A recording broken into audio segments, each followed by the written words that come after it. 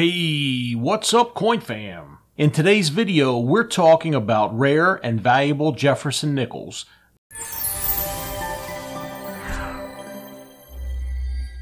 These old nickels are worth more than their weight in gold.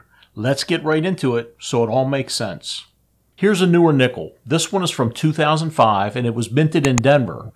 The nickel looks a little rough, and that's partly due to the bag marks and scratches on the plastic slab the coin is in. Despite the scratches, the nickel still graded mint state 66. This is a really cool error called a speared bison error. You can see the line from the E in states and under the belly of the bison. This error is caused by a gouge on the reverse die. Because the gouge is on the die, this error will show up on every single coin the die presses until it's retired. This speared bison nickel sold at auction for $329. Round planchets are cut from a long flat piece of metal. If the planchet is cut overlapping the cut from another coin or near the edge, part of the planchet may be missing. This is called a clipped planchet. There are multiple types of clipped planchets. This one is a straight clip. This coin graded mint state 65 by Annex and was sold at auction for $600. Here's a real cool error nickel. This is a 1962 Denver minted nickel. It graded about uncirculated 55 by PCGS Grading Services. This is what's called a lamination error.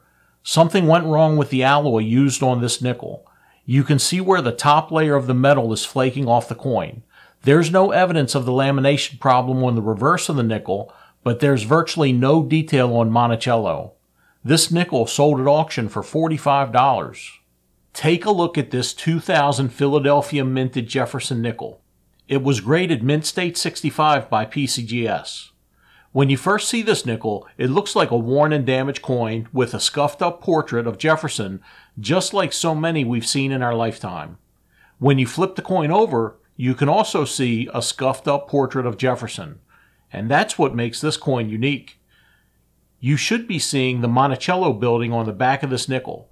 The nickel was struck with two obverse dies, so you get the same image on both the front and the back of the coin. The dies were rotated about 225 degrees. Double-headed and double-tailed coins are extremely rare. This insane nickel error sold at auction for over $20,000. An error on a coin will almost always increase the value of your coin. We've seen examples of rare errors and the effect it has on the price of nickels in this video, but that doesn't always make them more valuable than a highly graded coin with no errors. Here's an example. This is an error-free nickel. It was minted in 1938 at the Denver Mint.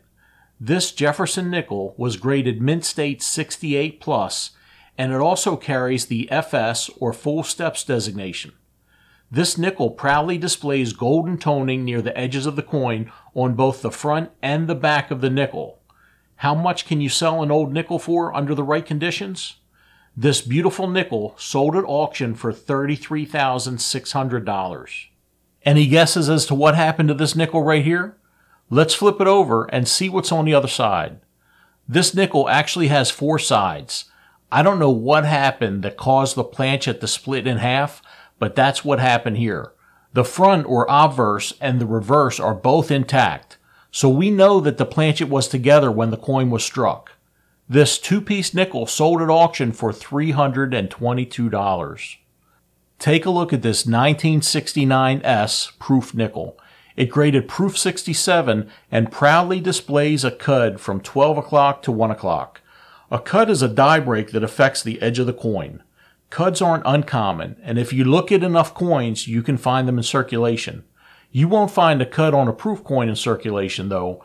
Proof coins are made for collectors and can only be found in proof sets. This nickel sold for over $1,700. Here's another no-date nickel. This one wasn't struck off center, but there's detail missing because this nickel was minted on the wrong planchet. This is a 1-cent planchet that somehow made it onto the press instead of the nickel planchet. Sometimes wrong planchet errors involving pennies are given a color grade like red, red-brown, or brown, but this one didn't. This rare nickel was graded about uncirculated 58 on a scale from 1 to 70 and sold at auction for $60. Sometimes foreign objects come between a die and a planchet. Sometimes this is an accident, and sometimes it's a mint worker creating his or her own work of art. These errors are called struck-through errors. If the foreign object is still stuck in the coin, it's called a retained struck-through. This nickel has a staple struck into it. There's no sign of the staple from the reverse of the coin. This nickel was graded extremely fine, 45, and sold at auction for $780. Here's another struck-through error. This nickel was struck through a cloth. The reverse of the nickel doesn't show any sign at all of the struck-through error. Despite the lack of detail on the front of the nickel, this coin still graded a mint state 64 by NGC. This rare struck-through error sold at auction for $862. Here's a really old nickel. This is a Liberty nickel from 1889. The error on this is easily identified as an off-center strike of about 15%. Some of the detail is missing from the reverse of the nickel at the bottom. This nickel was graded about uncirculated 58 and sold at auction for $493. This nickel was struck 40% off center. Because of the strike, the date of the nickel can't be seen, but the nickel was struck between 1942 and 1945. How can we know this? Because of World War II, nickels were minted on a planchet made of 35% copper to conserve nickel and copper that was needed for the war effort. This nickel was graded mint state 62 and sold at auction for over $1,400. Take a look at this crazy nickel. This is what an obverse die cap looks like. That means this nickel became stuck to the die like a bottle cap and stayed in place while other planchets were being struck. You can see the evidence of the multiple strikes. This is the back of the coin that was striking other planchet while the nickel was stuck to the die. This nickel graded mint state 65 and sold at auction for $1,500. Here's a nickel with a huge die break at 4 o'clock on the obverse. But there's only a small mark on the back from the die break.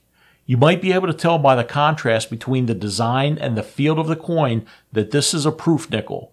This error was graded proof 67 and sold at auction for almost $1,500. This is a 1943 San Francisco minted Jefferson nickel. It graded mint state 65 on a scale of 1 to 70. This nickel is valuable because it was struck on the wrong planchet. The blank used for this nickel is actually a steel one-set planchet. Pennies in 1943 were minted on a steel planchet to conserve copper for the war effort. If you were to come across a nickel on a steel planchet, it would feel different than what you're used to. A steel nickel is going to weigh almost half the weight of a normal nickel. This nickel only weighs 2.8 grams compared to the normal 5-gram nickel weight. This rare nickel sold at Heritage Auctions for over $18,000. Take a look at this 2000 Philadelphia minted Jefferson nickel. It was graded mint state 65 by PCG. Here's a nickel you won't find in circulation, but it's so rare for something like this to be created, let alone make it outside of the mint. This nickel was broad-struck, overstruck, and was fused together with another nickel by an overlapping strike. This 1995 Philadelphia nickel was graded mint state 63 by Annex and sold at auction for almost $2,000. This is a 1961 proof nickel. You can tell right away it was struck off center. This one is off center about 30%. Because of the direction of the off center strike, you can still see the date on this coin. This nickel brought in over $3,700. This nickel was struck on a 1-cent planchet. Usually when we see this, the coin is a reddish looking color due to the copper in the planchet. This one actually looks like a nickel planchet, but the planchet is actually steel. Here's what happened. In 1943, the year this nickel was struck, the mint changed the metal they used for pennies from copper and zinc to steel. This was done because the copper was needed for the war. Somehow, the penny planchet was used to strike this nickel. How would you know if you came across this one? The nickel would likely feel different due to the size and weight difference between a penny and a nickel. If you're really into coin collecting or coin roll hunting, you should already have a scale to weigh your coins. If you need a scale for coins, take a look at the link in the description for some reasonably priced scales. A 1943 nickel should weigh about 5 grams. This nickel only weighs 2.9 grams. A steel planchet will also stick to a magnet. This nickel graded Mint State 66 and sold at auction for almost $15,000. This is a 1965 silver nickel. It was struck on a 90% silver dime planchet. We'll never know how this dime planchet made it onto the coin press during nickel production. You can see where the thinner dime planchet ran out of room for the larger nickel at the top and left side of the coin. This nickel graded Mint State 62 and brought in $6,000 at auction. This is a 1977 aluminum nickel. The U.S. Mint does produce coins for other countries or territories at times. This nickel was struck on a planchet for 1 centimo from the Philippines. It was graded Proof 65 Deep Cameo and brought in almost $4,500. The strike on this nickel is off-center so much it almost missed the nickel completely. In fact, the strike is off so much you can't even see the date on this nickel.